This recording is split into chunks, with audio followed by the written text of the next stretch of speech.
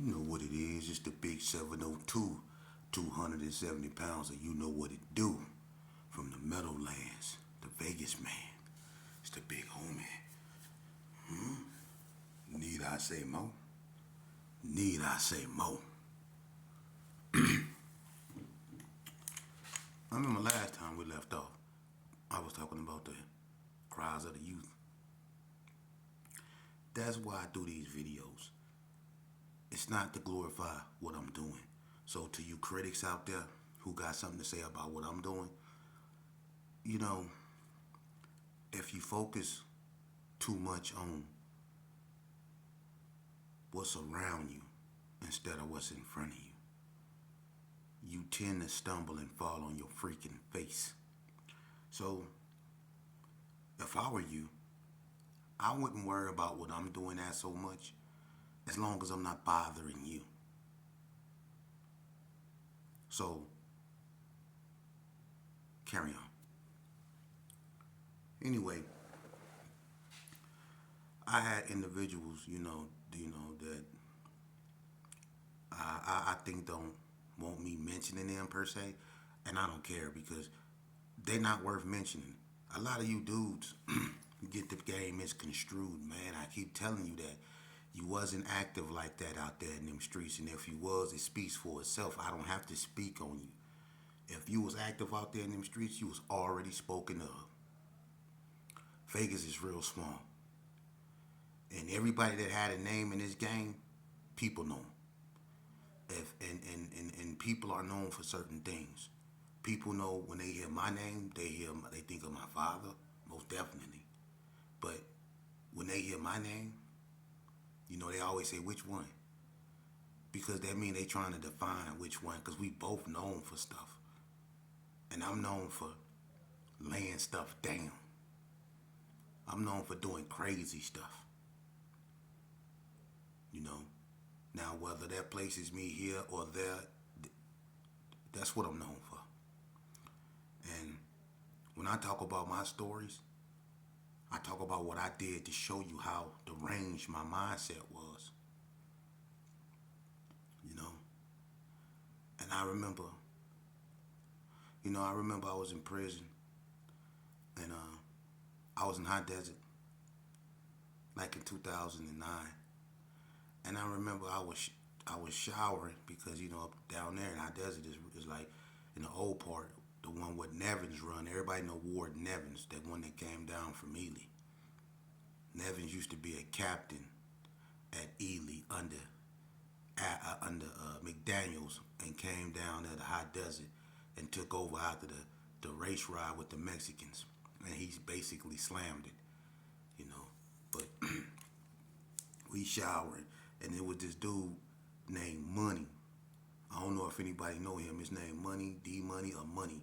He from Hillside Gangsters, and he kept staring at me, right? And I'm like, the fuck what this dude looking at?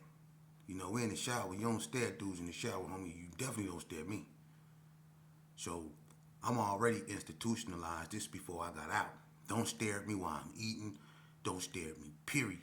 Because if you do, I was like a dog, you know what I'm saying? Even though I was stuck in my ways, it was just, a matter of respect. I'm not looking at you, so what you looking at me for? But anyway, he was looking at me, and then out the blue, he said, "Hey, is your name Sheepdog?" And I looked at him, right?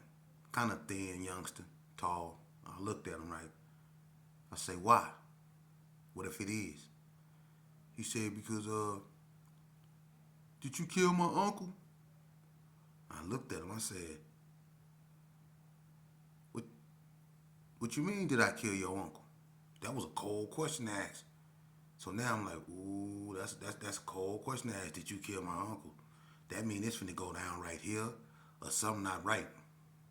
That ain't no question you ask. I said, who is your uncle, homie? He say Duran. I say Duran. He said, yeah, from Winslow Park. I say Duran. I said, I know him. I say, nah, he said, yeah, they say that you killed my uncle. I said, I ain't kill your uncle, dude. And then I thought about it. I said, I remember Duran. I say, nah, homie. What they talking about is it was an incident. It was me, Rio G, and a few more. And we was up at McNair's Quick Check. And Duran had this yellow car. He was selling weed, and he was parked in the front. And I remember it because it had a baby seat in the back. It was a yellow, some yellow type of car. I forget what that type he was, but it was yellow. And he was sitting in the driver's side with the car offset a little sacks of weed. And Rio knew him. They had a brief conversation. So Rio say, "Hey, she, he got the weed." I say, "Who got the weed?" He say, "Dude, now this the first time I ever seen Duran. So, me, y'all know what I did. I robbed. That's what I do. I'm going to lay you down. I'm going to rob you." So, when he told me that, I instantly said, "Oh, yeah?" He was like, "Yeah." So, I was like, "Okay." So, I let everybody go, in the store, you know what I'm saying? And I kind of like lingered and peeped him. And he wasn't really paying me no attention. So, I walked on the opposite side of his car, on the passenger side, but I didn't go right next to his. I went like a car down and went on their passenger side, and I came all the way around. I walked all the way in the street, and I came all the way around to his driver's side. And when I came to his driver's side, I noticed he had like little sacks of weed in his lap. I can smell it, and I was like, I pulled that thing out, like, "Get up, get up." And I reached in the car. I said, "Don't move." He threw his hands up. On everything I love, he threw his hands up. I said, "Get up, get up." They looking at me do this out the door. Can't nobody come out of McNair's Quick Check because these dudes got the door open looking. See, that's the difference between me and people. I put in the work. They out. They got the door open looking at me rob this cat, right? So while I'm snatching the bags of weed out his lap, you know what I'm saying? He was like, "Man, not over no weed, man. You don't want to rob me for no weed." I said, "Shut up, nigga. Shut up." And so I stuck the gun in his face. So I was like, "What?" And I started checking his pockets, right? And he was like, "Man, you ain't gonna rob me for no couple sacks of weed, man. It's a couple sacks of weed." And he was annoying me because he kept saying that. So I was like, "Nigga, you think I'm playing? You think I'm playing?" And you know how it's like the back seat it was a two-door yellow car. In the back seat, the back seat of the window, they had that little window right there. I shot through the little window. Bah! In the back seat. You know what I'm saying? Nowhere near him. It was in the back seat. So I shot through the window. Bah! Just to make him shut up and scam. And then I went in his pockets and took his money. I took his keys and I threw them over there by Rudy's. And I took off running in the desert. That's all I ever did to Duran. But I didn't kill him. I don't know when that happened or how it happened or where it happened, but I was in prison when it happened. I promise you that. But I robbed him. So me and the youngster talked about it. But that's just, stuff that, used to catch up with me, and because that could have, he didn't have to say nothing. He could have just believed what he wanted to believe, got his thing and stabbed me. It could have been that easy, But I talk about my own work, like that ain't the first time me and Rio done been together. He used to mess with my cousin Gail Shepard, Mario Chisholm. You remember when it was me, you, and Dodo? We was up there at Sugar Hill. And this when that Purple Passion came out. Remember that drink, Purple Passion? That Purple Passion came out. The first person I seen drinking that was Can Can at a party in Cary Arms. He was drinking Purple Passion. Y'all remember we had all that liquor in that trash barrel. We had a big ass trash barrel full of liquor that had little bottles of Purple Passion. And I seen Can Can drinking one. So I was like, "What they sell it at?" And everybody was like, "Sugar Hill." So I wanted some. So me, Dodo, and Rio, we went up there to Sugar Hill. Now when we get up there, I go in there, and I'm tripping with the dude because he all of a sudden don't want to sell me no liquor. He know I ain't of age, but now he want to start enforcing it. I don't know if the police been up there, but On this night, he want to enforce he ain't gonna sell me no liquor, so I'm cussing him out. So we go outside. Now I gotta try to find one of these bums, you know what I'm saying? Because he told me not to come back in the store. So I'm trying to find one of these bums, go in there and give me some liquor. So we find this one bum. I tell the bum to go in there, get us some liquor, go get us all a bottle apiece, you know what I'm saying? So I paid the dude, I gave him like $25. So he go up in there, he bring us, the thing, but he showed me some money. And I'm like, whoa, whoa, whoa, whoa, whoa, whoa, whoa, whoa, hey homie, where my change at? Now I was gonna look out for him, but you just gave us the bag and just walked off and didn't say nothing. Ain't nothing in the bag, no change, no nothing. Just 3 bottles of Purple Passion. What the rest of my money at, nigga? He gonna walk off. He was like, oh, that's on me. I said, what you mean that's on you? And the way he said it though, like, boy, do you know who you dealing with? He said, that's on me, man. I did y'all a favor. You did me a favor. You let me keep the change. I say, oh, I'll let you keep the change. He was like, yeah. And he turned his back and kept walking. So I said, hey, and I'm going to just keep it real with you on how I said it. So I say motherfucker. So I started walking up behind him, right? Real fast. Say motherfucker. And I went to touch him. He was firing up him a cigarette, right? So when I went to touch him, he turned around and that dude fired on me. Boom, dropped me too. Hit me so hard. Look, he hit me so hard. Look, I came out my shoe. He dropped me. If it wasn't for the wall that was right there, I would have been on. I would have been stretched out. He hit me out. Boom. I hit that wall. I grabbed that wall like this here. I said, "What's up, cuz?" And look how I said it. I ain't say cuz. I said cuz with a C. I said, "What's up, cuz?" With one shoe on, drunk as a motherfucker, right? And I can hear these cats get on, but I'm gonna keep it real with you, man. Rio, you threw that slow ass haymaker. I'm already drunk. I don't need no Purple Passion. He gave me some Purple Passion already. He gave me some Everclear.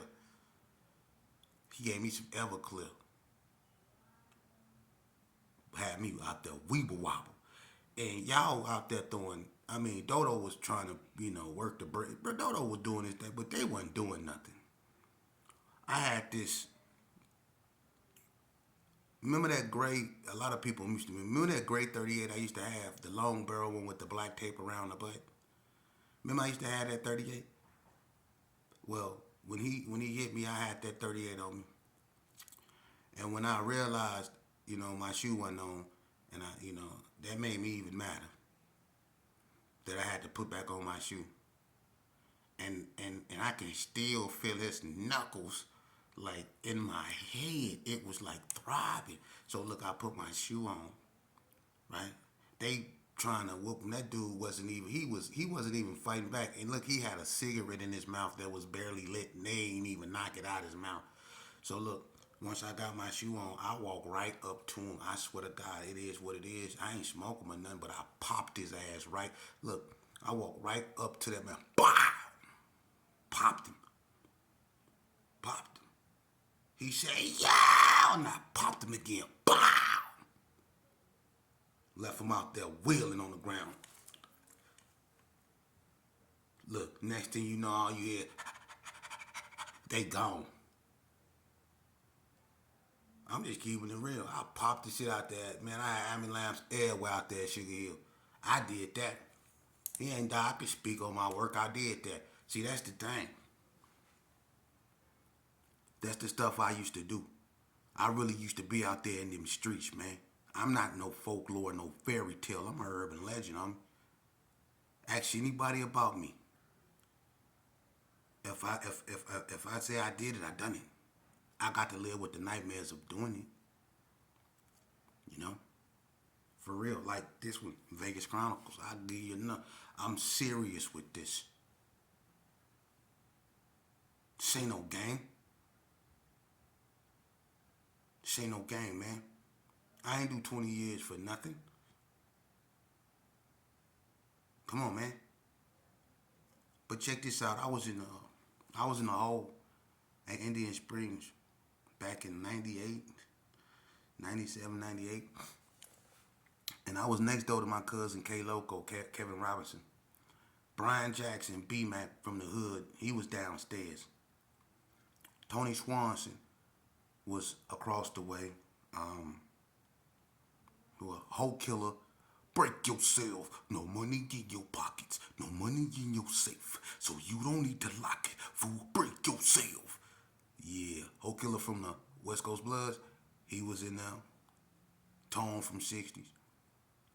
It was a few people up there. Marlo Thomas, Ice Dog, Doc Rock. All us was in the hole together, right? And on this particular day, this one they used to let the top tier out. They let the bottom tier out. This one I stayed on the top tier. It was me and K Loco had this thing when they opened the doors. Me and him used to alternate. We used to run down to the shower and get the shower. We had the specific shower we used to get, and every night when we come out, he'll either get in first or he'll run down there and save it and let me get in. Then I do the same thing. But we've been doing this, and I had so much whole time that it became like everybody knew that these two cats right here, they go shower. We make it quick. We get in, we get out, we go on by our business. But they always send a knucklehead down there that want to just throw a wrench at the game. And then in this case, it happened to be a white boy. I guess he come from NSP. Some dude named Mitch, Big Mitch. You know what I'm saying? And I ain't like the white boy no way, because he one of them big blonde haired white boys that's always running his hands through his hair and doing all this stuff here. You know what I'm saying? With the thick mustache, like he rode motorcycles and shit, hairy as a motherfucker. You know what I'm saying? Real loud, obnoxious. I didn't like this dude, right? Straight A-dub. You know what I'm saying? Always saying, "What's up, brother? What's up?" Everything is, "What's up, brother?" You know what I'm saying? I'm like, dude, you know what I'm saying? I didn't like him no way. But anyway, they moved him down there. And so, this cat here decided that before we locked down, he was going to put his stuff on the shower. So when the doors come out, he was going to get in it. I done already been through this with a white boy. So by this time, he met me at a time and a point where I was really playing with knives. I didn't do no fighting because I felt people were stabbing me, so I started stabbing people back. And I became very efficient with a knife. And I became good at getting away with it too. But on this particular day, he decided to put his stuff right there. So when we come out, K Loco was like, shit. And K Loco got this groggy, squeaky kind of way. Oh, put this up right here. Somebody, what? I'm not gonna put it on my shoulders. We got to demonstrate. I'm like, who is this? He was like, I don't know, but it's finna get through over the tip. So the white boy was like, it's mine. And he gonna say it with like he Thor or somebody. It's mine. And K Loco was like, you better move this. And he was like, well, I put it there first, man. Why? He was like, no, we always get this shower. So I'm sitting there just looking at him. I'm not even talking to him. I'm just looking at him. So him and K Loco arguing. I'm like, hey man, get your shit, man. He like, man, I'm not moving my stuff. So K-Lo picked his stuff up. He was like, hey, bro, don't touch my stuff. So him and K-Loco was like, got into it. K-Lo was like, well, motherfucker, what's up? He was like, what's up, motherfucker? So he get all the other white boys' attention, right? So I said, oh, that's what you want? I was like, okay. So I do like this shit. I'm like, all right, man, you know what I'm saying? So I go down to my room. I ain't finna do no talking. I go right to my room. I go right up in my mattress. I get my banger. I put my shoes on nice and tight. I put on I ain't gonna even lie, I was in my dump of the dawns. But that's okay.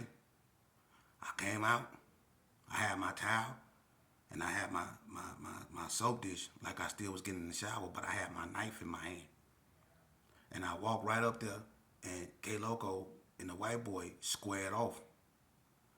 And the white boy didn't see me coming. I said, hey, K Loco, take it in the room. And the white boy was like, yeah, we can go in the room, motherfucker. We can go in the room. So K Loco was like, come on. And they was like arguing on which room to go in. And I was like, go in the room. When I'm going in this room. He was like, come in my room. Because his room was closer. The white boy room was closer to the shower. So him and K Loco going in the white boy room, right?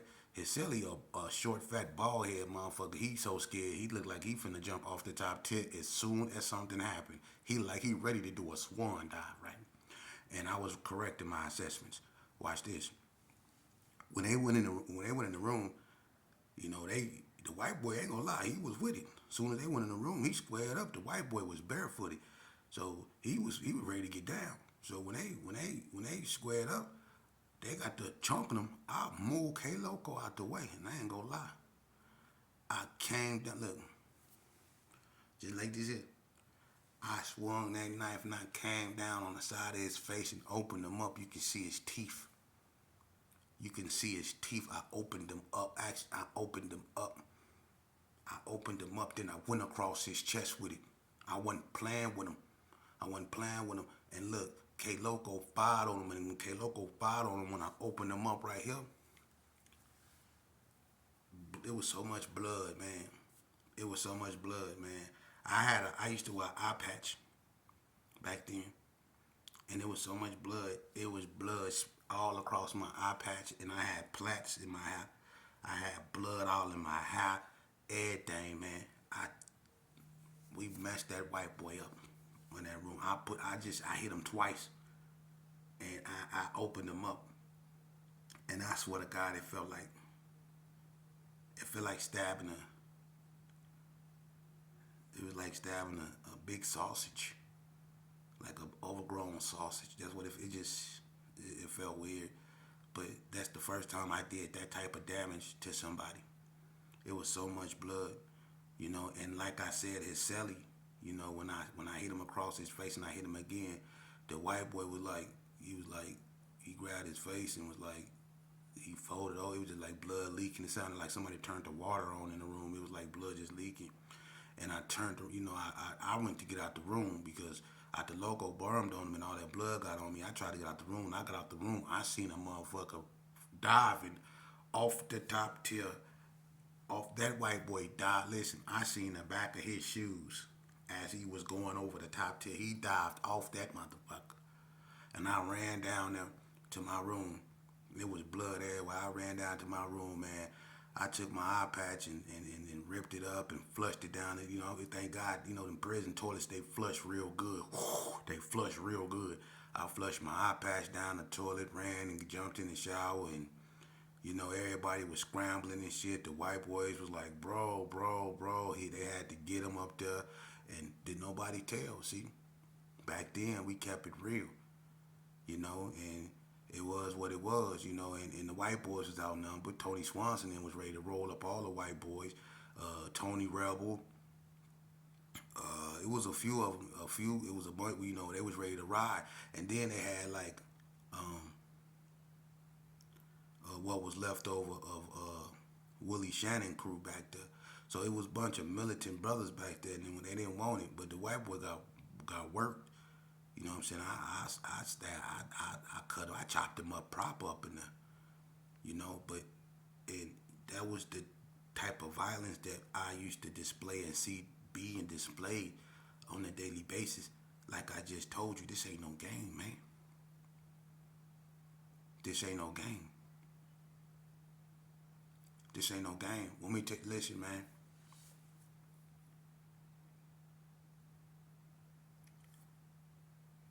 I knew it was just white. I used to be in the ECU. Like I told you, I used to be in the psych wing of the prison. I was on all kind of medication at one point, man. They tried to take my mind. And I seen some disturbing stuff back there. And one of the most disturbing things I seen in the mental health ward in prison, one day,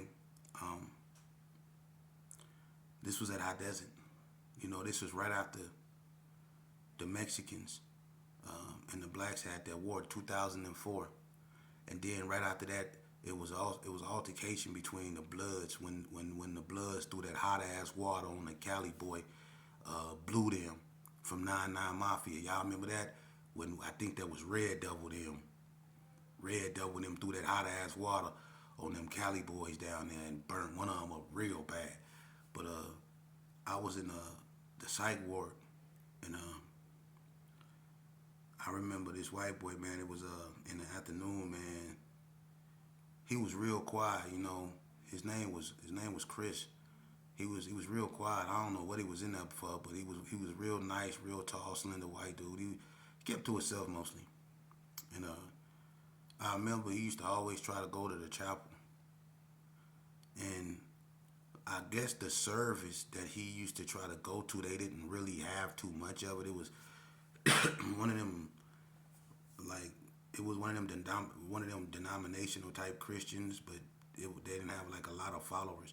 So the people that represented that didn't come up there a lot. And I guess they were supposed to come up there. It was his daughter's birthday or something. It was supposed to be a special occasion, and for some reason it didn't go the way it's supposed to go. This is the information that I got back, so I'm not know if this is total accurate, but this is what I got. You know, he wanted to see his daughter. They arranged something through the church for him to see his daughter, whatever, and because his family had moved out of town. I guess his baby mama had moved out of town, but they arranged something for him to come through the church to see his daughter, whatever. But for whatever reason, it didn't go that way. And after lunch, when he realized he wasn't going, he started tripping. You know, he started getting on the phone, and he started tripping. And they was trying to talk to him, telling him to calm down. The chapel wanted to talk to him, and they're gonna reschedule. And he was like, "Life is too short to reschedule. Life is too short to reschedule. I'm sick of people rescheduling. That's all you do is reschedule. You schedule, reschedule." He just started tripping, man. And the police just let him rant, thinking hopefully he'll calm down, but keeping the nerve by.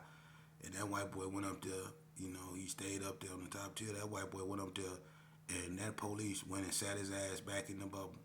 And I don't know how the police on the top tier didn't see this boy. It's a police on the top, and it's a police on the bottom.